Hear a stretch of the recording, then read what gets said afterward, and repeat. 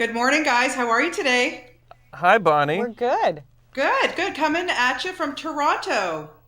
You're in Toronto? All I am. right. I One Okay. of am. our creators is from Yeah, one of Toronto. our creators is from Toronto. That is correct. And well, also, our buddy Seth Rogen from Vancouver. So we just That's consider right. him a homeboy anyway. But Right. listen, I have to get right into this because this show is so unique, so crazy, so unpredictable. I can use all of these words. But when you guys signed on and you read the script or just said yes, did you really know what you were getting into?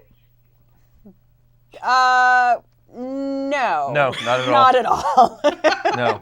But I mean, nothing really phases me at this point. I've been on some pretty crazy shows, and I also have an imagination that is very in the same world as this show. So I welcomed it, and we still do. We're still like, what else? Like, Yeah. and then some more. So And I've it's kind of, exciting. yeah, I've done a lot of like absurdist theater and weird stuff like that. So it sort of fits right in. And like Evan Goldberg called me and tried to explain the show. Made no sense, but I immediately was like, yes. Yeah. Yeah, I want to Yeah. do that. Yeah. Yeah, I mean, Yeah, same is it here. kind of an actor's dream to have a challenge like this, to be able to do a Oh, show yeah. like this? Yeah, it is. It is, and to also have the freedom, which we get on Hulu, to like just do whatever we want. They're very open to not, capping the creativity or, the imagination of all of us. And they really want us to, they really nurture that. So it's very cool to be able to play in that kind of world. Yeah, Yeah, I were was going to always- ask. Yeah, go ahead. Sorry, Derek. Go ahead. In season one, we were always expecting them to come back and say, "Oh, you can't do this or Yeah, this or yeah. this or this," and they just never did. No. Yeah, I was going to Yeah. ask you that because, yes, you are on a streaming network that, yes, you have so much freedom. Whereas if you're working on a regular, quote unquote, network TV, you can't do half of this stuff. And, it must really kind of just, as crazy and wacky as some of this stuff is that we've seen actually in season one, I can hardly wait to see what we have coming in season two. But do you ever get a script and you look at something and go, this is so shocking. I don't even know if I can attempt it. Yeah, I mean, there was the moment. There's one scene that is incredibly. It's going to be uncomfortable for everyone to watch that I have to do. It involves me in a room by myself with a brain, which is not my own. And when I read that, there was just the moment of like, oh, that's going to be an embarrassing day. That's going to be a really difficult day for me to do that. And then that's kind of it. And then you just go, all right, well, I'm doing it. So then you get past it and you're like, well, I'll figure it out. And but that's kind of it for me. That was really the only one.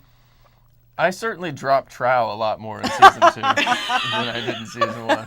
I found myself in front of a lot of people, like Yeah. with my pants down like Yeah. this a lot. Yeah. Yeah, it just becomes normal for you, right, Derek?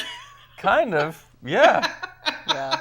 It's funny when you have a guest star that's just there for one day and you have to do that right in front of them, and you're just like, sorry, this is the show that you're on. Right. But at that point, when we shoot this show, it's always like within like 2 days, we're so back in that craziness again Yeah. that nothing phases us. That like everything is just like, oh, okay, there's that body part, there's that thing. Oh, okay. And it's just, you're just kind of like in a zone. Yeah. Yeah, I can imagine. Now, let's talk about the chemistry on this with this cast, because not just between the two of you, but oh my goodness, Josh Hutcherson and Haley Joel Osment and on and on. It's such a great cast. How do you guys keep a straight face? That's what I need to know. I rarely do. I'm like, I break all the time. It's like you can make me break doing anything. I'm really I'm so focused in this. It really. is kind of what we do kind of try to break Yeah, each we other. And that's how you get good stuff. Yeah, I mean, we have fun, and it's a fun, relaxed environment, which I'm so grateful for. Yeah, me too. Yeah. Yeah. How hands-on is Seth and Evan? I know that Seth is going to be on the show for sure. But are they there all the time, or is it just kind of like on and off? They have so many shows going on right now. They're so incredible, doing so many other projects that when they do come on set, it's such a treat and it's wonderful. And in first season, they were there a lot. I would say first season they were, they directed a few episodes. They directed 3 episodes in the first season. And then Seth came on towards the end of this one because he was in the show. He acts in the show, which was very cool. And they're great. I mean, we have such a great time when they're there, but, we also hear from them throughout as they're watching dailies or watching episodes as they're being, completed, and we get some great feedback. So yeah, they're very involved. Yeah, they're very involved, and that's really cool. Yeah, that's nice. And they're good guys, so that just makes it so much easier as well. Well, they're Canadian. You guys are all well, nice. hello. Yeah, exactly. Yeah. I don't even need to reiterate that. No. So set us up for season 2. What can we look forward to? Whichever one of you want to take it, and just let us for people too who aren't that familiar with the show, maybe haven't even seen season 1. Give us a little bit of a lead up, and then what we can expect for 2. Oh, Derek, do you want to? Well, take in that? season I feel 1, like you want to take that. In season one, we were trying to save the world by keeping the cure for herpes from getting out. Yeah. That's just the way it was in the world of this show. Yeah. And we think that we've succeeded by the end of season 1. And Tiger finds out that she's a biotic. Right. At the end of season 1. So in season 2, we are dealing with the ramifications of everything that we changed in our timeline. We go back to the year 2162, which is where we're from. And everything is different from how we left it because of everything that we did in season 1. Yes. Makes no sense. But makes no it'll sense. make sense. But it will make sense for people who are going to watch it. Absolutely. It will. And it's really is about the ride. I mean, it's about, the it's not about the details, although it is very specific. It's very specific, but it's also you don't have to worry about getting lost. Yeah, no. Right.